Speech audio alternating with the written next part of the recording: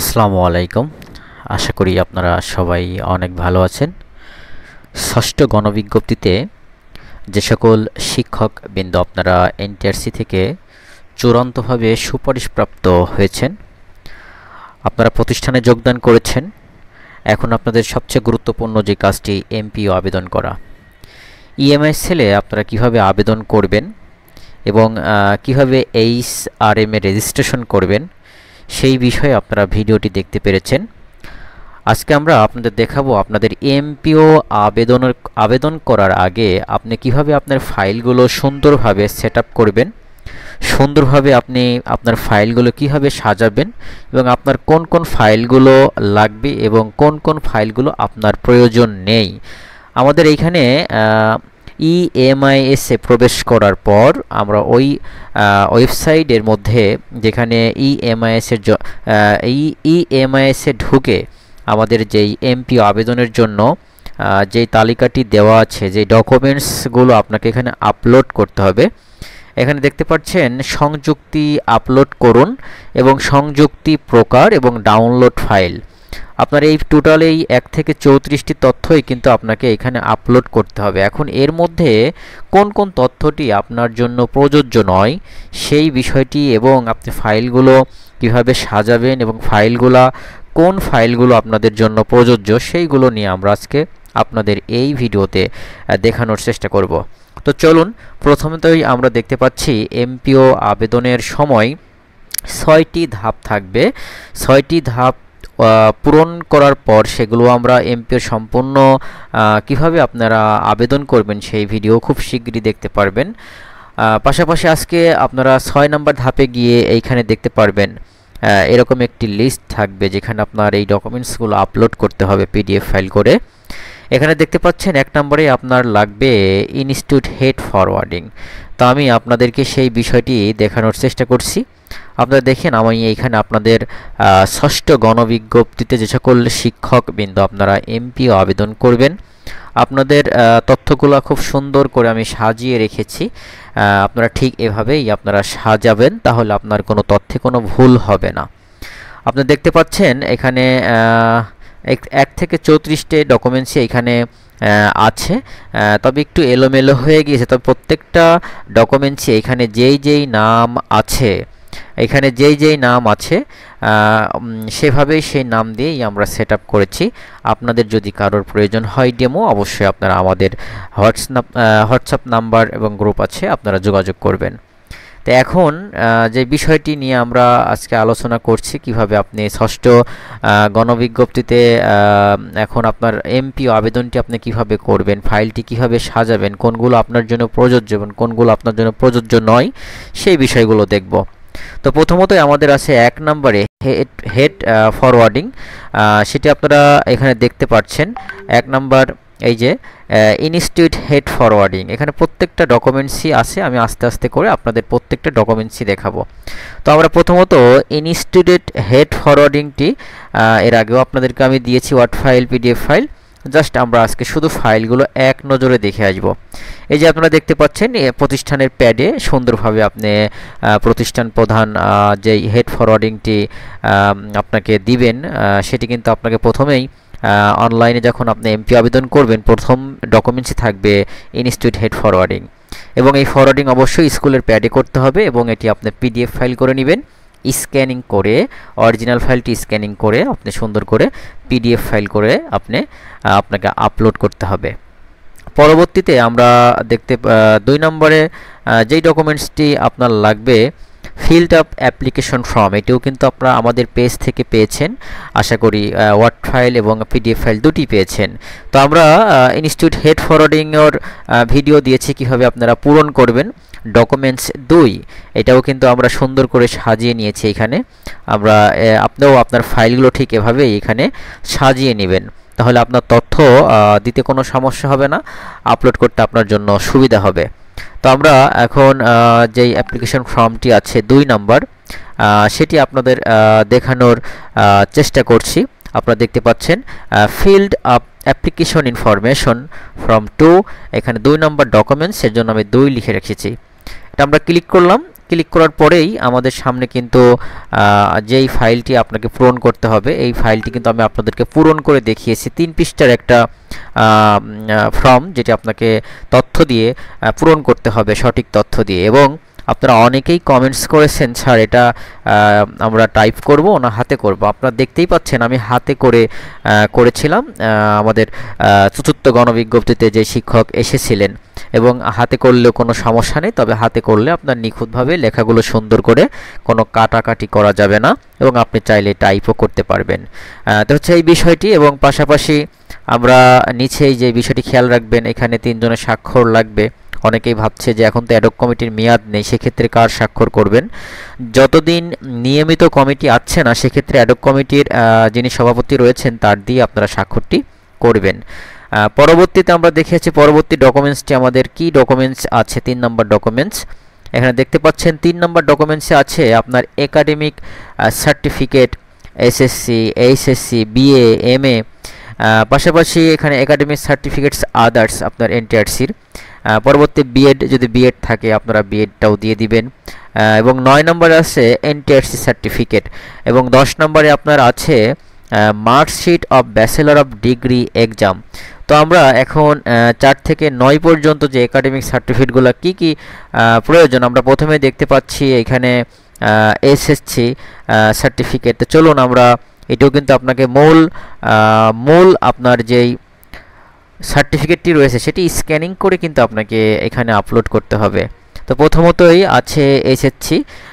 দেখুন আমি এখানে 3 নম্বর ডকুমেন্টস আছে এখানে একাডেমিক সার্টিফিকেট এসএসসি। আমি এখানে পিডিএফ ফাইলটি কিন্তু করে নিয়েছি। আপনারাও এটি আপনার অরিজিনাল ফাইলটি স্ক্যানিং করে পিডিএফ করে নেবেন। দেখতে পাচ্ছেন এখানে আমি সুন্দর করে স্ক্যানিং করে পিডিএফ করে নিয়েছি। পরবর্তীতে আমরা পরবর্তী যে ডকুমেন্টসটি চেয়েছে এইচএসসি, তা আমরা এইচএসসিটাও আমরা সুন্দর করে এভাবে স্ক্যানিং করে পিডিএফ করে দিব। আপনারা চাইলে জেপিজি ফরম্যাটেও দিতে পারবেন, এতে কোনো সমস্যা নেই। জেপিজি ফরম্যাটেও আপনি দিতে পারবেন। আমি এখানে একাডেমিক সার্টিফিকেট এইচএসসি 4 মানে 4 নম্বর ডকুমেন্টস, এটা ক্লিক করলেই কিন্তু আমার এখানে ওপেন হবে এইচএসসি ডকুমেন্টস। যে 4 নম্বর ডকুমেন্টসটি লাগবে, এটা এইচএসসি আপনার অরিজিনাল সার্টিফিকেট, আপনি সুন্দর করে স্ক্যানিং করে নেবেন। পরবর্তীতে আমরা দেখে যাচ্ছি 4 নম্বর ডকুমেন্টসের পর 5 নম্বর ডকুমেন্টসে আছে আপনার একাডেমিক সার্টিফিকেট বিএ। তো চলুন আমরা বিএও আগের মতনই আমরা এইচএসসি যেভাবে করেছি ঠিক অনুরূপভাবে 5 নম্বর ডকুমেন্টস একাডেমিক সার্টিফিকেট বিএ আপনি এখানে সুন্দর করে স্ক্যানিং করবেন। স্ক্যানিং করে পিডিএফ ফাইল করে আপনাকে কিন্তু এখানে আপলোড করতে হবে, এবং জেপিজি ফরম্যাটেও দিতে পারবেন, কোনো সমস্যা নেই। এরপর 6 নম্বর যে ডকুমেন্টসটি আপনার লাগবে সেটি হচ্ছে একাডেমিক সার্টিফিকেট এমএ। অনুরূপভাবে আগের মতনই আপনাকে এমএর যেই সার্টিফিকেটটি আছে আপনাকে এখানে সুন্দর করে স্ক্যানিং করতে হবে। স্ক্যানিং করে আপনাকে কিন্তু দিতে হবে, এবং সুন্দর করে সিরিয়ালভাবে আপনারা ঠিক আমার মতন করে যে ফাইলের নাম সেই ফাইলের নাম সহ আপনারা খুব সুন্দর করে এইভাবে ধারাবাহিকভাবে সাজাবেন। আমার প্রত্যেকটা ফাইলই ধারাবাহিকভাবে আছে, কিন্তু নাম্বারগুলো এলোমেলো হয়েছে। এতে আপনি সুন্দর করে পর্যায়ক্রমেও সবচেয়ে সাজানোর জন্য ভালো। তো প্রত্যেকটা ডকুমেন্টসটি সাজানো থাকলে আপনি খুব সহজেই কাজগুলো করতে পারবেন, কোনো ভুল হওয়ার কোনো সম্ভাবনা থাকবে না। তো আমরা 5-এর পর 6 নম্বর ডকুমেন্টস এমএ। 6 নম্বর ডকুমেন্টস দেখতে পাচ্ছেন এখানে একাডেমিক সার্টিফিকেট এমএ। এখানেও আপনি এটা সুন্দরভাবে স্ক্যানিং করে পিডিএফ ফাইল করে আপলোড করতে হবে। 7 নম্বর যে ডকুমেন্টসটি এখানে রয়েছে academic certificates others. Academic certificates আদার্সে আপনারা কোন সার্টিফিকেটটা দিবেন? আদার্স সার্টিফিকেটে আপনি কোনটা দিবেন? আপনার এনটিআরসি যে সার্টিফিকেটটি আপনাকে দিয়েছে, এনটিআরসি সার্টিফিকেটটি এখানে খেয়াল করুন, this লিসেন্ট is not applicable for applicant, অর্থাৎ আপনার এই তথ্যটি প্রযোজ্য নয়। আমরা 7 নম্বর যে ডকুমেন্টসটি দেখে আসলাম একাডেমিক সার্টিফিকেট অরিজিনাল। এখানে আপনার একাডেমিক সার্টিফিকেটস আদার্স, যদি আপনার এই 7 নম্বর তথ্যটি একাডেমিক সার্টিফিকেট আপনার আদার্স কোনো সার্টিফিকেট যদি থাকে সেক্ষেত্রে আপনি এখানে দিতে পারবেন। কারো যদি কম্পিউটার করা থাকে বা অন্যান্য কোনো প্রশিক্ষণের সার্টিফিকেট থাকে তাহলে আপনি এইখানে দিতে পারবেন। আর যদি আপনার এ ধরনের কোনো সার্টিফিকেট না থাকে সেই ক্ষেত্রে আপনার এখানে এটা দেওয়ার প্রয়োজন নেই। আপনারা এর পরিবর্তে একটা পিডিএফ করে নেবেন এবং সেই পিডিএফে এই বিষয়টি লিখে দিবেন।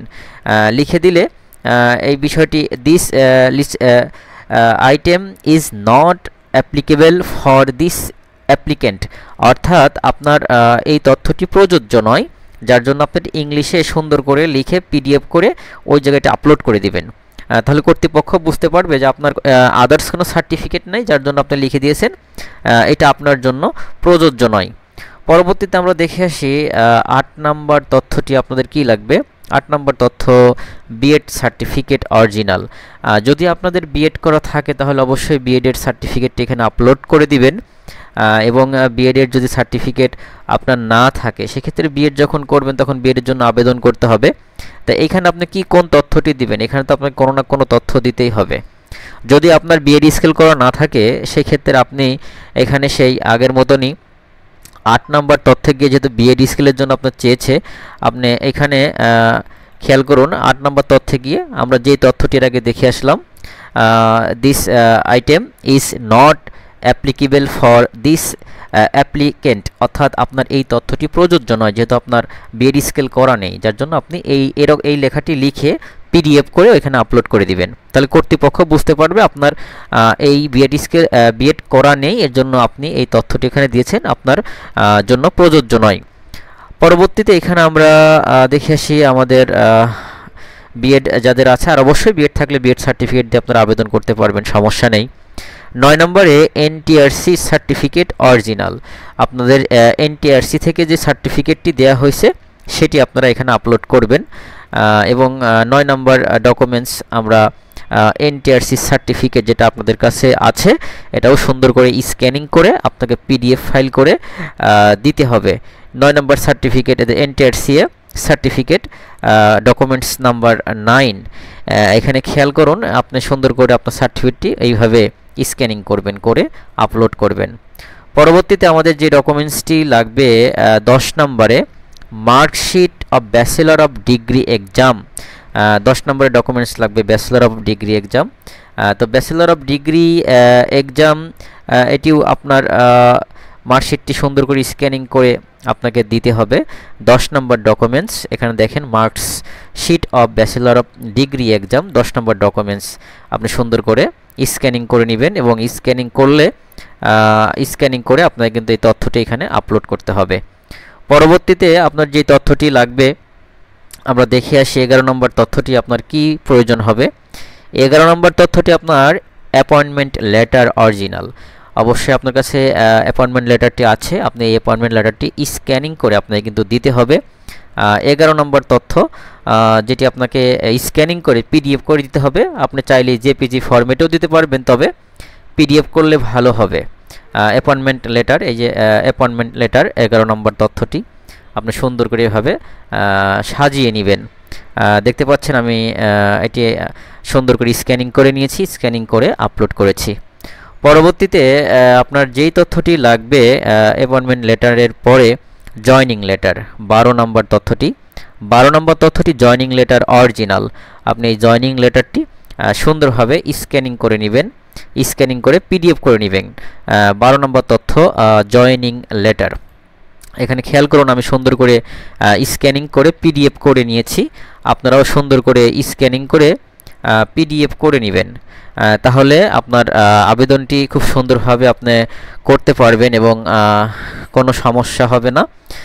এবং এই তথ্যটি জেপিজিতে দিলে আপনার অনেক সময় দেখা যায় ফাইলটি নরমাল হয়, কিন্তু পিডিএফ করলে ফাইলটি খুব সুন্দর হয়। আপনি খুব সুন্দরভাবে এই ফাইলটি হবে স্ক্যানিং করার পর অরিজিনাল যেই আপনার যোগদানপত্রটি সুন্দর করে স্ক্যানিং করে পরবর্তীতে আপনাকে আপলোড করতে হবে। সেটি আপনাদের দেখাবো কিভাবে আপলোড করবেন। আমরা আজকে দেখছি কিভাবে সিরিয়াল করবেন আপনারা, আর কি কি ডকুমেন্টস আপনার লাগবে। তো আমরা 13 নম্বর ডকুমেন্টস আপনার লাগবে ব্যাংক অ্যাকাউন্ট সার্টিফিকেট। এটা খুব ইম্পর্টেন্ট বিষয়, 13 নম্বর ডকুমেন্টস। তো চলুন 13 নম্বর ব্যাংক অ্যাকাউন্ট ডকুমেন্টসটি আপনি কীভাবে করবেন। 13 নম্বর ডকুমেন্টস যে আমার এখানে আমি সুন্দর করে রেখেছি ব্যাংক অ্যাকাউন্ট নাম্বার ডকুমেন্টসটি আপনি সুন্দরভাবে এই যে আপনি সুন্দরভাবে এটা করতে পারবেন।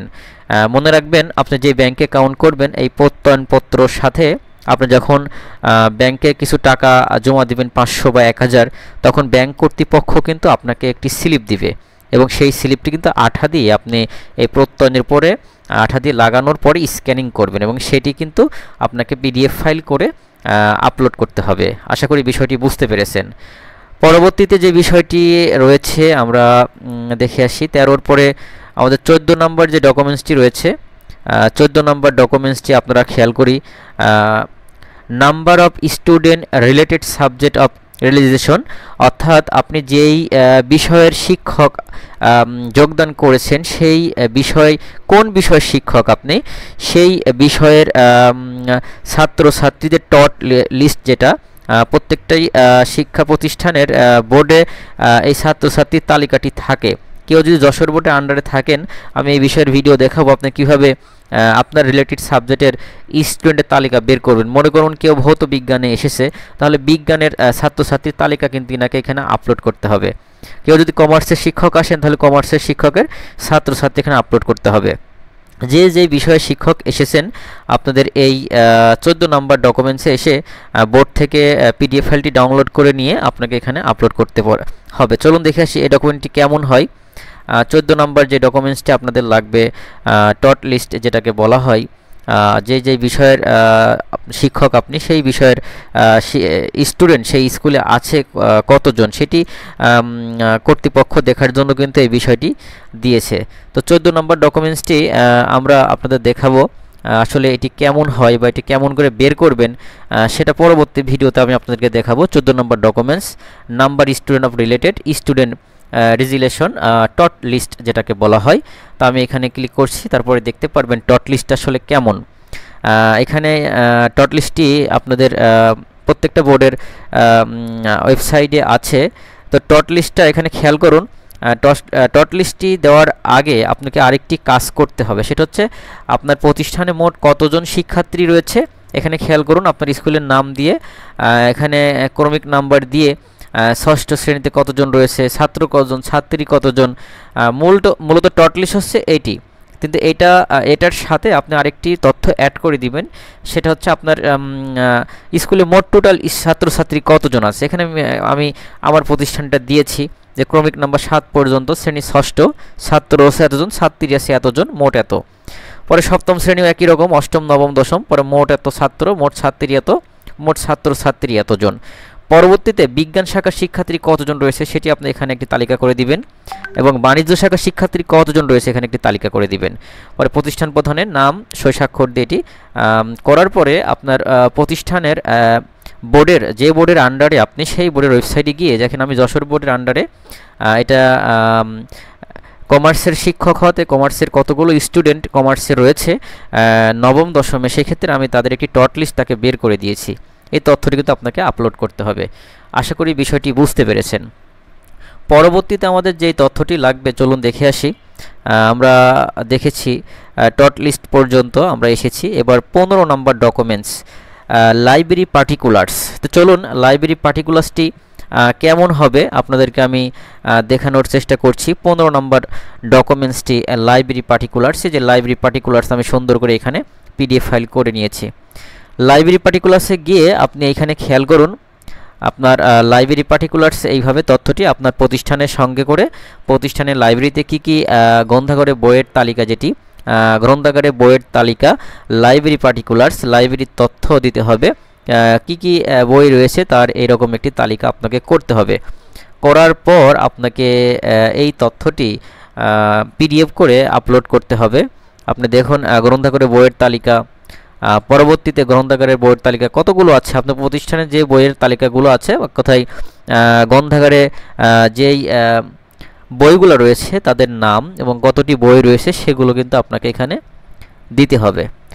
এটা হচ্ছে আমরা পরবর্তী যেই তথ্যটি আপনার লাগবে, আমরা দেখেছি লাইব্রেরি পার্টিকুলার্স 15 নম্বর তথ্যটি আমরা দেখেছি। এর পরবর্তীতে 16 নম্বর তথ্য যে বিষয়টি আপনার লাগবে ল্যাবরেটরি পার্টিকুলার্স, 16 নম্বর তথ্য লাগবে ল্যাবরেটরি পার্টিকুলার্স। তো চলুন আমরা দেখে আসি আপনারা ল্যাবরেটরি পার্টিকুলার্সটি কীভাবে করবেন 16 নম্বর তথ্য এই যে আমি এখানে পিডিএফ করে সুন্দর করে নিয়েছি।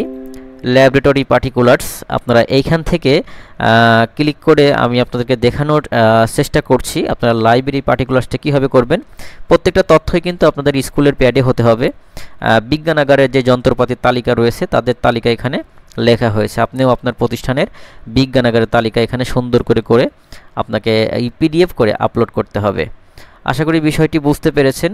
তো চলুন পরবর্তী 17 নম্বর যেই ডকুমেন্টসটি লাগবে সেটি আমরা দেখে আসি। 17 নম্বর ডকুমেন্টসে আপনার লাগবে টিচার স্টাফ স্টেটমেন্ট। আমি কিন্তু আপনাদের এটার ওয়ার্ড ফাইল পিডিএফ ফাইল দিয়েছি। শিক্ষক কর্মচারীর বিবরণী তথ্য এটি কেমন হয় চলুন এটাও আমি আপনাদেরকে দেখানোর চেষ্টা করছি।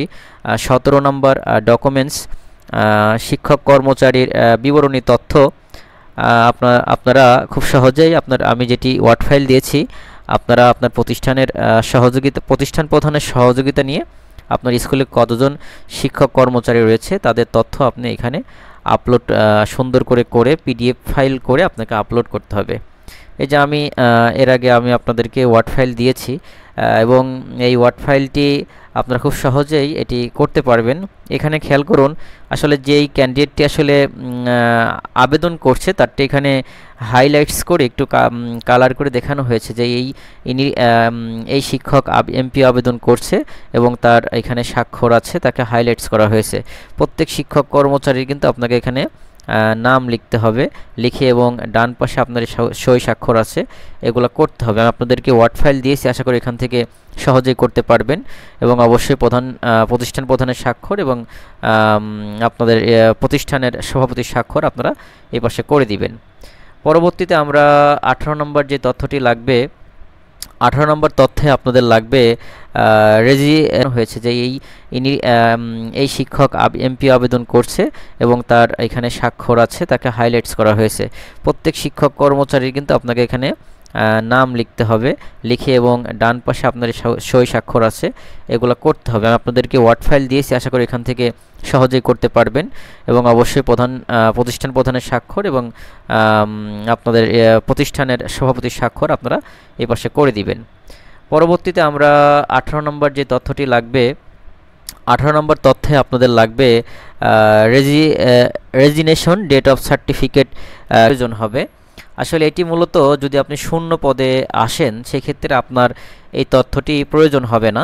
সেক্ষেত্রে আমরা আগের একটি যে তথ্যটি দেখেছিলাম এখানে খেয়াল করুন, আমরা আগের যে তথ্যটি দেখেছিলাম যে যদি this item is not applicable for this applicant, অর্থাৎ যদি যারা শূন্য পদে আসলে ওই সাবজেক্টে ওই স্কুলে কোনো শিক্ষকই ছিল না, শূন্য পদে যান, তাহলে সেক্ষেত্রে আপনার এই তথ্যটি প্রযোজ্য নয়।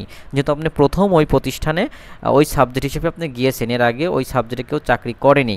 যদি এমন হয় ওই প্রতিষ্ঠানে ওই বিষয়ে চাকরি করেছেন, দীর্ঘদিন উনি চাকরি ছিলেন, অবসরে গিয়েছেন, তাহলে সেক্ষেত্রে তার একটি প্রত্যয়ন লাগবে। তিনি ব্যাংকে গেলেও দেবে এবং আপনি প্রত্যয়নটি লিখতে পারবেন। এবং যদি মারা যায় সেক্ষেত্রে কিন্তু আপনার প্রত্যয়ন দিতে হবে, বা পদত্যাগ করেছে সেটি আপনাকে প্রত্যয়ন দিতে হবে। আর যদি শূন্য পদের হয় যে ওই বিষয়ে কোনো শিক্ষক ছিল না, আপনি গিয়েছেন, তাহলে আপনি এখানে লিখে দেবেন this item is not applicable for this applicant, অর্থাৎ এইটা আপনার জন্য প্রযোজ্য নয়। আশা করি বুঝতে পেরেছেন। 19 নম্বর যে তথ্যটি লাগবে সেটি আমরা নন ড্রয়াল ব্যাংক সার্টিফিকেট। এটা আপনার ব্যাংক কর্তৃপক্ষের কাজ, ব্যাংকে গেলে এটা ব্যাংক কর্তৃপক্ষ আপনাকে দিয়ে দিবেন। আমি এর আগে দেখিয়েছি, তারপর আরেকবার আপনাদের দেখাচ্ছি যে নন ড্রয়াল ব্যাংক সার্টিফিকেটটা আসলে কেমন হয়, আপনারা একটু পরিচিত হবেন। আমরা সেই বিষয়টি দেখে আসি এবং এই তথ্যটি ব্যাংক কর্তৃপক্ষের সঙ্গে আপনি যোগাযোগ করবেন। নন ড্রয়াল ব্যাংক সার্টিফিকেট নাম্বার 19 এবং এই তথ্যটি আপনাদের আমি একটু আগে দেখিয়েছি। এখানে খেয়াল করুন, এই যে this item is not applicable for this applicant, এই নন ড্রয়াল সার্টিফিকেটটি আসলে আপনার জন্য যদি শূন্য পদের শিক্ষক হয়ে থাকেন সেক্ষেত্রে আপনার জন্য প্রযোজ্য নয়। তবে যদি উনি মারা যেয়ে থাকেন বা অবসর গ্রহণ করে থাকেন, তাহলে উনি যে অ্যাকাউন্টে বেতন তুলতেন এটা ব্যাংক কর্তৃপক্ষের কাছে গেলে ওনারা একটা নন রোল একটা সার্টিফিকেট আপনাকে দিবেন। আর যারা শূন্য পদে আছেন তাদের জন্য এই ডকুমেন্টসটি প্রয়োজন নয়। এটা আপনারা এখানে this item is not applicable for this applicant লিখে এটা একটা পিডিএফ করে ওইখানে দিয়ে দেবেন। এটা আপনার জন্য প্রযোজ্য নয়। আশা করি বিষয়টি বুঝতে পেরেছেন। শূন্য পদের জন্য এটা কি প্রযোজ্য নয়, তবে যাদের অবসর নিয়েছে বা হচ্ছে আপনার মারা গিয়েছে বা পদত্যাগ করেছে এদের জন্য কিন্তু অবশ্যই একটা প্রত্যয়ন লাগবে ব্যাংক কর্তৃপক্ষের কাছ থেকে। পরবর্তীতে আমরা 20 নম্বর যে তথ্যটি রয়েছে লাস্ট রিকুইজিশন অফ ইনস্টেট।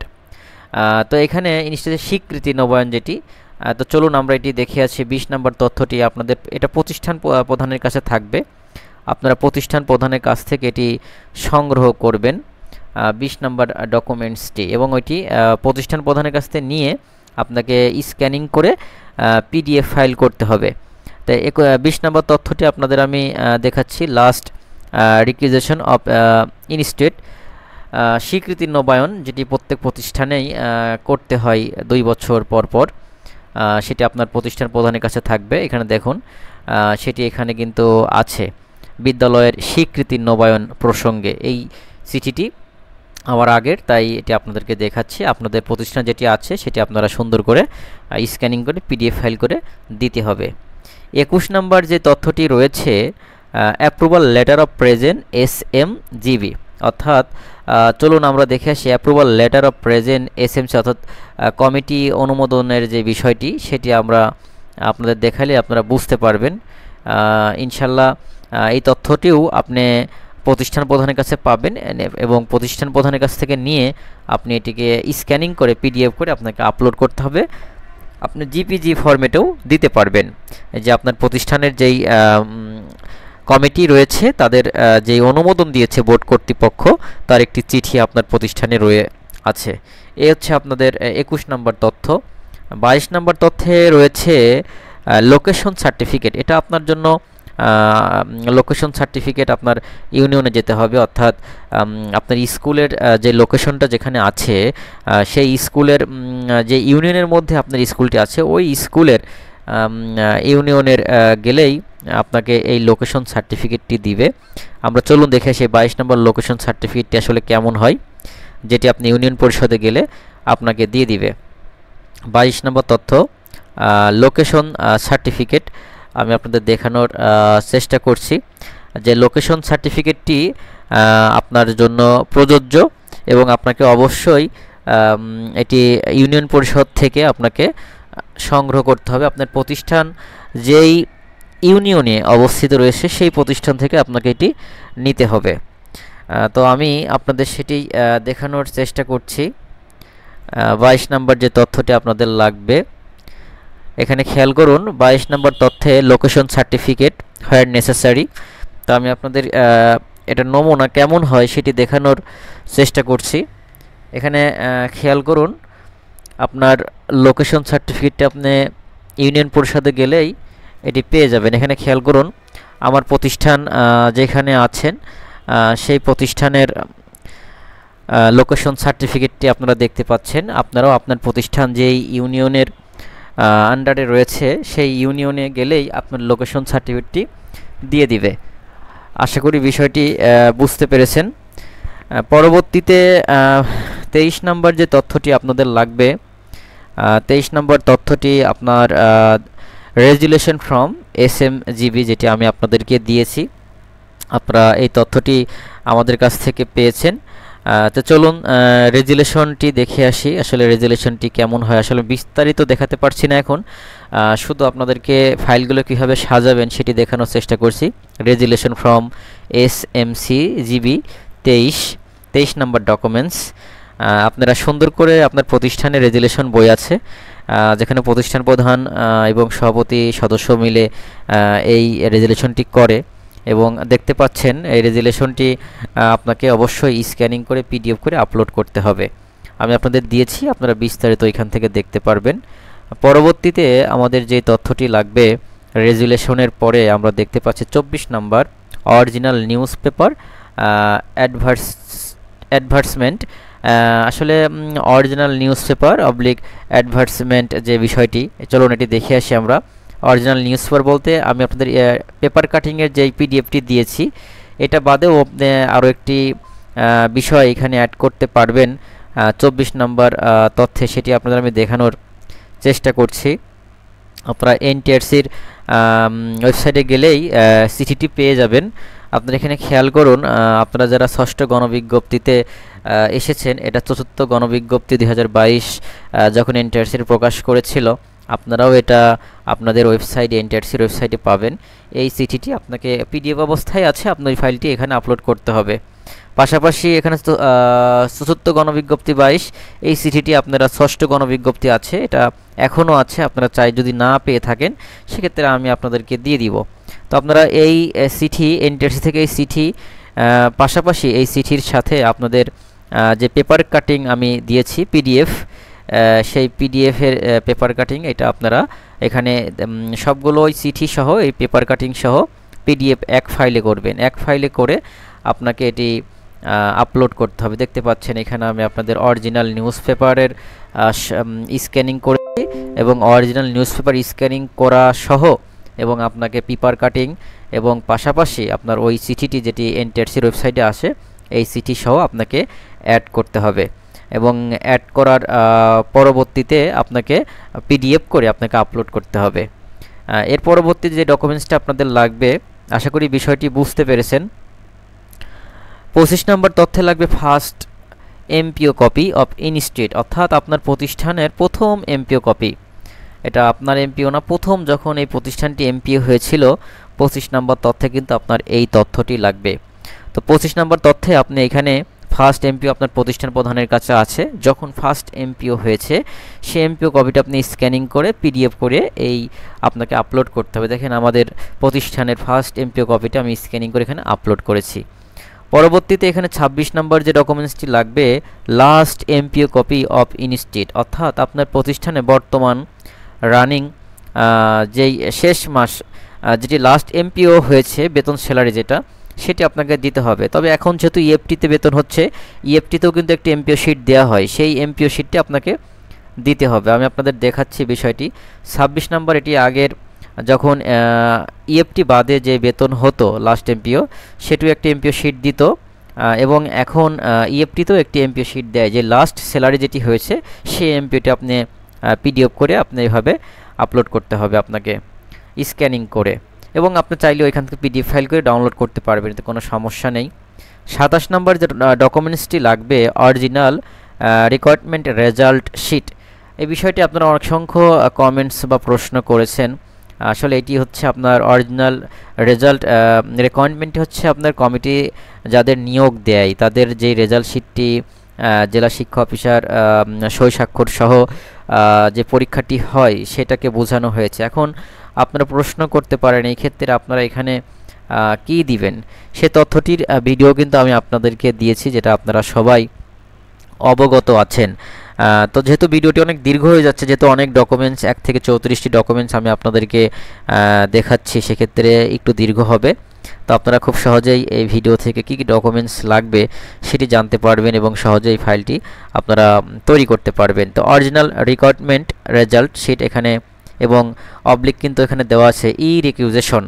তো আপনারা প্রতিষ্ঠান প্রধান যখন শিক্ষক চাহিদা দিয়েছিলেন তখন শিক্ষক প্রতিষ্ঠান প্রধানের একটি পেড কপি দেওয়া হয়েছিল। তো আপনারা এখানে ই রিক্রুটমেন্ট রেজাল্টটি যেহেতু কমিটি কর্তৃক যারা নিয়োগ হয় তাদের জন্য প্রযোজ্য, আর এখানে যারা এনটিআরসি থেকে নিয়োগপ্রাপ্ত শিক্ষক তাদের জন্য ই রিকিউজেশন যেটি প্রতিষ্ঠানের প্রধান যখন শিক্ষক চাহিদা দিয়েছিল একটি পেড কপি দিয়েছিল সেই পেড কপিটা আপনাকে এখানে দিতে হবে। আশা করি বিষয়টি বুঝতে পেরেছেন। পরবর্তীতে আপনার যেই 28 নম্বর যে ডকুমেন্টসটি লাগবে recommendation letter of NTRCA. Recommendation letter of NTRCA বিষয়টি মনে হয় আপনারা বুঝতেই পারছেন। তো চলুন রিকমেন্ডেশন লেটার অফ এনটিআরসিএ আমরা এই তথ্যটি কেমন হয় বিষয়টি দেখে আসি। 28 নম্বর ডকুমেন্টস। সম্মানিত শিক্ষক বিন্দু, আপনারা আমাদের কাছ থেকে চাইলে সব ওয়ার্ড ফাইল পাবেন, অবশ্যই আমাদের হোয়াটসঅ্যাপ নম্বরে যোগাযোগ করবেন। ইনশাআল্লাহ আমি আপনাদেরকে ফাইলগুলো দিয়েছি এবং যারা পাননি তাদেরকেও দিয়ে দিব। তো আমরা এখন 28 নাম্বার ডকুমেন্টসটি দেখব। 28 নাম্বার ডকুমেন্ট যেই এমপিওর জন্য প্রথম থেকে শুরু করে যে ডকুমেন্টসগুলো লাগে আমরা শুরু থেকে আলোচনা করে যাচ্ছি। এর মধ্যে 28 number documents recommendation NTRCA of, দেখে আসি 28 নম্বর documents recommendation of NTRCA result, যেটি আপনাদের কাছে আছে। আপনারা ষষ্ঠ গণবিজ্ঞপ্তিতে আপনারা যেই তথ্যটি রিকমেন্ডেশন ক্যান্ডিডেটস ইএস অপশন, যেটি এটা কিন্তু আপনার এমপিও আবেদনের সময় আপনার এই কপিটি লাগবে। আপনার এমপিও আবেদনের সময় আপনি ইএস অপশনের এই কপিটি আপনাকে এমপিও আবেদনের সময় আপনাকে অ্যাড করে দিতে হবে, রিকমেন্ডেশন ক্যান্ডিডেটস। পাশাপাশি আপনার এখানে এখানে চতুর্থ গণবিজ্ঞপ্তি, আপনার ষষ্ঠ গণবিজ্ঞপ্তির যেই রয়েছে যেটি আপনার কাছে, সেটি আপনি এখানে এটা সহ আর আপনার হচ্ছে এখানে রিকমেন্ডেশন ক্যান্ডিডেটস ইএস অপশনটি আপনাকে অ্যাড করে দিবেন। আশা করি বিষয়টি বুঝতে পেরেছেন 28 নম্বর তথ্য কী প্রয়োজন হবে। পরবর্তীতে আপনার 29 নম্বর ডকুমেন্টস যেটি আপনার লাগবে, 29 নম্বর documents approval letter of present SMC GB. তো চলুন 29 নম্বর ডকুমেন্টসটি আমরা দেখে আসি।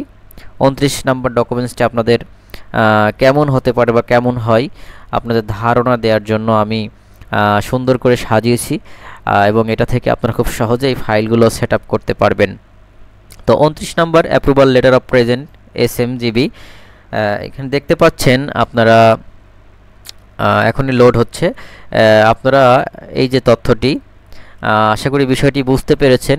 বিদ্যালয়ের ম্যানেজিং কমিটি অনুমোদন প্রসঙ্গে যেই তথ্যটি রয়েছে, বিদ্যালয় কমিটি যে অনুমোদন দিয়েছে সেই তথ্যটি আপনাকে এখানে অ্যাড করতে হবে পিডিএফ ফাইলটি। পরবর্তীতে যেটি আমরা এর আগেও কিন্তু দেখিয়েছি, অন্য একটি জায়গাও কিন্তু ওই তথ্যটি দেওয়া লাগবে। তো এই ক্ষেত্রে আপনারা অ্যাপ্রুভাল লেটার অফ প্রেজেন্ট আপনাদের প্রতিষ্ঠানে অ্যাডহক কমিটির যে অনুমোদন দেওয়া হয়েছিল সেই তথ্যটি এখানে আপলোড করবেন। পরবর্তীতে এখানে 34 নম্বরে আছে subject approval section opening letter. আসলে চলুন এই বিষয়টিও আপনাদের দেখানো দরকার। আপনার প্রতিষ্ঠানে যেই সায়েন্স, কমার্স, আর্টস, পাশাপাশি কম্পিউটার, এদের কিন্তু প্রত্যেকটা শাখার জন্য অনুমোদনের প্রয়োজন। সেই অনুমোদনের কপি আপনার প্রতিষ্ঠানে আছে, যেটা 30 নম্বরে ডকুমেন্টস আপনার লাগবে। সেটি প্রতিষ্ঠান প্রধানের কাছ থেকে নিয়ে আপনাকে এটি স্ক্যানিং করে একটি পিডিএফ ফাইল করবেন। এই তথ্যগুলো এক ফাইলে করে পিডিএফ ফাইল আপনি আপলোড করবেন। তো সেটা এখানে দেখাচ্ছি, দেখুন এখানে আমার প্রতিষ্ঠানের যে বিভাগগুলো রয়েছে সেই বিভাগগুলোর অনুমোদন কপি আপনাদেরকে আমি স্ক্যানিং করে পিডিএফ করে নিয়েছি, এবং এটি আপনাকেও কিন্তু এভাবে স্ক্যানিং করে পিডিএফ করে আপনাকে আপলোড করতে হবে। আশা করি বিষয়টি বুঝতে পেরেছেন।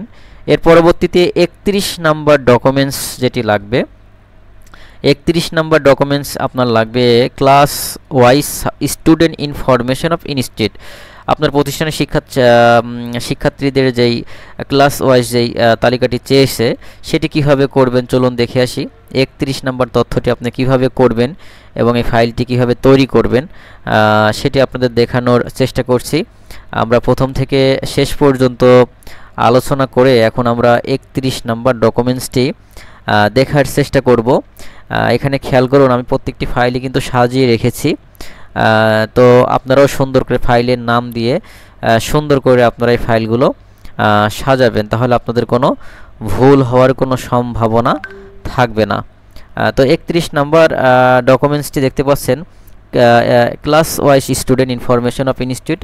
আপনার প্রতিষ্ঠানের যেই শিক্ষার্থীদের তথ্যটি এখানে দিতে বলা হয়েছে, এটি আপনি কিভাবে করবেন আপনি নমুনা থেকে বুঝতে পারবেন। তো সম্মানিত শিক্ষকবৃন্দ, আপনাদের এই ভিডিওটি ভালো লাগলে অবশ্যই শেয়ার করবেন। যদুবারে মাধ্যমিক বিদ্যালয় আমাদের আপনাদের প্রতিষ্ঠানের যে শিক্ষার্থী, এর আগেও কিন্তু এই তথ্যটি আর একটি জায়গায় দেওয়া লাগবে, একই তথ্য। এই জায়গায় আপনার ক্রমিক নম্বর দিবেন, ষষ্ঠ শ্রেণীর ছাত্র ছাত্রী কতজন, মোট কতজন, সপ্তম শ্রেণীতে অনুরূপ, পরবর্তী টোটাল যোগ করে কত হয়েছে, বিজ্ঞান শাখা শিক্ষার্থীর সংখ্যা, মানবিক শাখা শিক্ষার্থীর সংখ্যা, বাণিজ্য শাখা শিক্ষার্থীর সংখ্যা, এবং পরবর্তীতে আপনার প্রতিষ্ঠানের যে টট লিস্টটি আপনাকে এখানে দিতে হবে, যে final student of list class 10-এর যে টট লিস্ট রয়েছে আপনার এখানে দিয়ে দেবেন এই টট লিস্ট যেই বিষয়ের আপনি শিক্ষক এসেছেন সেই বিষয়ের তথ্যটি আপনাকে এখানে দিয়ে দিবেন। এটি কিন্তু এখানে চেয়েছে।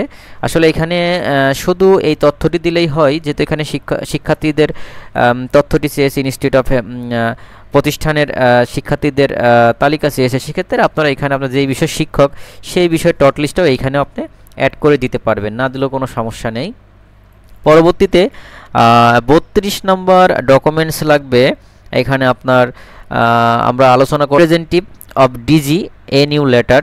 এখানে রিপ্রেজেন্টেটিভ অফ ডিজি, আসলে এই তথ্যটি আপনাদের জন্য প্রযোজ্য নয়, এটি আসলে কমিটির মাধ্যমে যারা নিয়োগ হয় তাদের জন্য এই তথ্যটি প্রয়োজন। 32 নম্বর। তো চলুন এই 32 নম্বর তথ্য আসলে তাহলে আপনার জন্য প্রযোজ্য না হলে আপনি কি তথ্য এখানে দিবেন, সেক্ষেত্রে বিষয়টি জানার দরকার। এটি কিন্তু আমি আপনাদেরকে আগে জানিয়েছি বা দেখিয়েছি আপনারা কি বিষয়টি এখানে লিখবেন এবং এখানে লিখে দিবেন যে আপনার জন্য এটি প্রযোজ্য নয়। আসলে এটি প্রযোজ্য হচ্ছে যারা নিয়োগ হয় কমিটির মাধ্যমে তাদের জন্য। তো চলুন রিপ্রেজেন্টেটিভ ডিজিএনইউ লেটার, এখানে আপনারা কি তথ্য দিবেন যেটি আমি আপনাদেরকে দেখিয়েছি। পাশাপাশি এর আগেও অনেকগুলো তথ্য যেগুলো আপনাদের জন্য প্রযোজ্য নয়, যেগুলো আপনি এই বিষয়টি এখানে আপনাকে লিখে পিডিএফ ফাইল করে আপনাকে আপলোড করতে হবে। তো সেটি দেখানোর আমি চেষ্টা করছি। This item is not applicable for this applicant, এই তথ্যটি আপনাকে এখানে দিতে হবে। পরবর্তীতে আমরা দেখব আমাদের 33 নম্বর ডকুমেন্টস লাগবে, আদার্স ডকুমেন্টস। আদার্স ডকুমেন্টসে যেটি দিবেন আপনার এনআইডি কার্ড, এবং 34 নম্বর ডকুমেন্টসে উপজেলা ডিস্ট্রিক্ট জোনাল কমিটি রিপোর্ট। এটাও আপনার জন্য প্রযোজ্য নয়। আপনি এখানে আপনার জন্য যে তথ্যটি প্রযোজ্য এবং যে তথ্যটি আপনার জন্য প্রযোজ্য নয় সেটি আপনার দেওয়ার কোনো প্রয়োজন নেই। তো চলুন এইখানে আপনারা এই 33 নম্বর ডকুমেন্টস আসলে কি দিবেন দেখে আসি।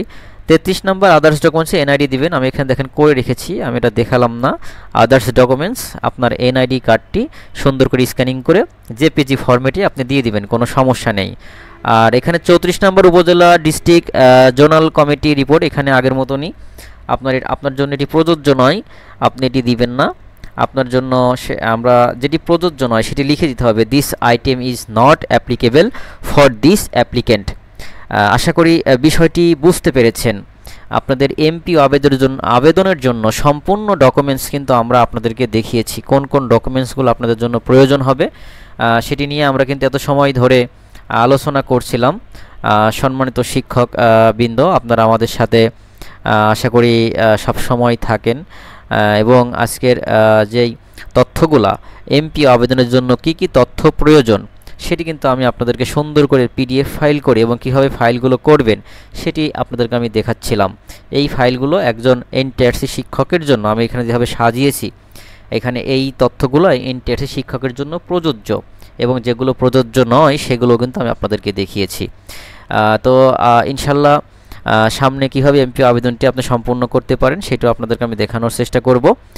তো আপনাদের ভিডিওটি ভালো লাগলে অবশ্যই ভিডিওটি শেয়ার করবেন এবং অবশ্যই আমাদের পেজের সাথে থাকবেন, এবং যারা আমাদের মাধ্যমে এমপি আবেদন করতে চান সেটি হোয়াটসঅ্যাপে যোগাযোগ করবেন। তো সবাই ভালো থাকবেন, সুস্থ থাকবেন। আল্লাহ হাফেজ।